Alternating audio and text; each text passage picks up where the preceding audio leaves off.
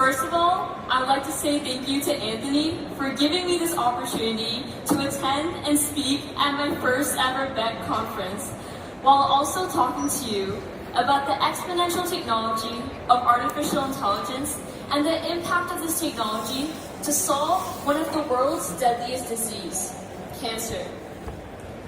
1 in every 2 people in the United Kingdom are actually expected to develop some form of cancer in their lifetime. That's 33,010,000 people that are expected to develop this deadly disease. Now, what's even more frightening is that 1 in every 4 people in the United Kingdom are actually expected to die of cancer. That's 60,550,000 people expected to die of this disease. That's crazy. But the fatality of cancer isn't new. In fact, cancer has been the 2nd largest cause of death worldwide, almost for a decade. But in recent years, we're seeing a significant change within emerging technology, such as artificial intelligence, to change this statistic. Artificial intelligence is the ability for a computer program and machine to be able to understand and mimic human intelligence. It gives the ability for a computer program and machine to be able to learn, think, make decisions, and solve complex problems almost as efficiently as humans. Artificial intelligence is powering us with the ability to prevent diseases such as cancer, while also giving us the ability to solve this disease and create more efficient treatments to target this disease. One prime example is genome sequencing. Genome sequencing leverages machine learning, which is a subset of artificial intelligence, and leverages machine learning to be able to sequence our whole entire human genome. Now, just to provide some context, our entire human genome is made up of all the genes in our body. And by sequencing our entire genome with machine learning, we're actually able to read the code of our body. Now, this is super important because by reading the code of our body, we're able to gain insights into illnesses and diseases that us as an individual is most prone to. This is extremely beneficial because before a disease has developed in us, we're actually able to predict if we have a likelihood of developing that disease. Now, I was super inspired by this, and I wanted to myself leverage artificial intelligence and create my own AI model to create a significant change to the humongous problems in our world. So I created an AI model to be able to identify the genes in our body that, when activated, cause cancerous tumors. And I did this by using an AI model called a variational autoencoder. So one key functionality of a variational autoencoder is its ability to be able to identify patterns within its data. So every AI model is trained on a data set. But the variational autoencoder is actually able to identify patterns within its data. And that gives it its functionality to be able to identify the genes in our body that, when activated, cause cancerous tumors. So to give a more intuitive example of what exactly a variational autoencoder is, we can look at a simple example of a variational autoencoder trained on multiple images of people's faces. So as you can see, this variational autoencoder is actually able to identify patterns such as smile, skin tone, gender, if the person has a beard or not, if the person has glasses, within the data set of different people's faces. And from these patterns, the variational autoencoder is actually able to construct features, which is amazing. But now, to actually apply this to what I want to solve, in order to identify the genes in our body that, when activated, cause these cancerous tumors, we have to replace the data set of multiple images of people's faces with the data set of 5,000 genes and a measurement of how active each gene is. So each gene in this data set comes from a cancerous tumor.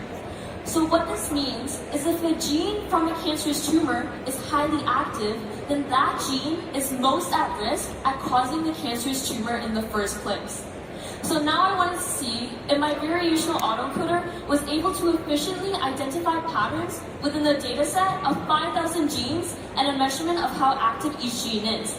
And it was. So my variational autoencoder was able to identify patterns of patient sex in my dataset. So it was able to see which genes in the 5,000 genes was related to patient sex, and it was able to construct a feature out of it, as you can see in the middle. It was also able to differentiate the genes from primary and metastatic skin cancerous tumors. So just to give it a little context, primary is not that cancerous, while metastatic is extremely cancerous. And the variational autoencoder was actually able to tell the difference between the genes from primary and metastatic tumors and construct features out of it. Now the implication of this is that the AI model was able to identify patterns within the data, it was able to create features, but it was also able to identify which genes in each feature had a high risk of causing the tumor in the first place. So for example, in feature 66, which featured the metastatic skin cancer tumors, the variational autoencoder was able to see which genes were at the highest risk, which means that they have the highest measurement of being active that caused these cancerous tumors in the first place. Now the implication of this is huge, because doctors, pharmaceutical scientists are actually able to design drugs specifically catered to what this AI model outputs and what this AI model says which genes are the most risk at causing cancerous tumors. So this is huge because now we are one step closer to precision medicine, of personalized medicine, more efficient medicine, and specific medicine. This is just one aspect of AI completely revolutionizing an industry such as healthcare. There's millions other possibilities, and this is just one industry. AI has the potential to significantly improve positively a number of different industries, and I am personally extremely excited about this. Thank you.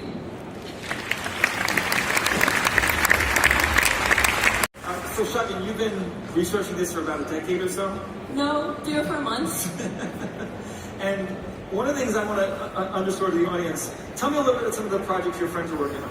Yeah, so I have a number of different friends who are working on equally as amazing projects.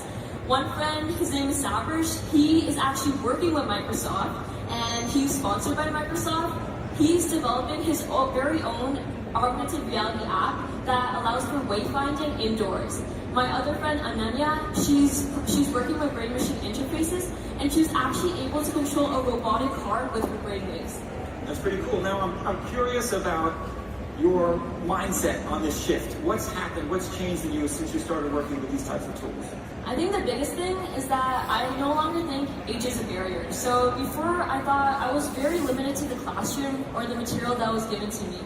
But now I know that I can do anything in life because I have the confidence in myself and I have the mindset that I can solve extremely hard problems. And that comes from solving extremely hard problems.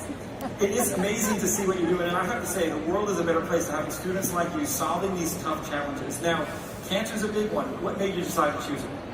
So I've been working on artificial intelligence for 3 or 4 months, building my skills in the math. I've been learning how to program AI models.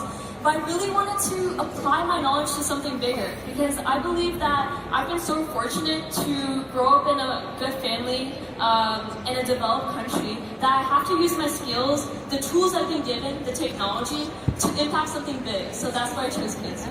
Well, thank you very much for the work that you're doing. I think all of us should thank Shagun for the work, and thanks for joining us here. Thank you very much for your work.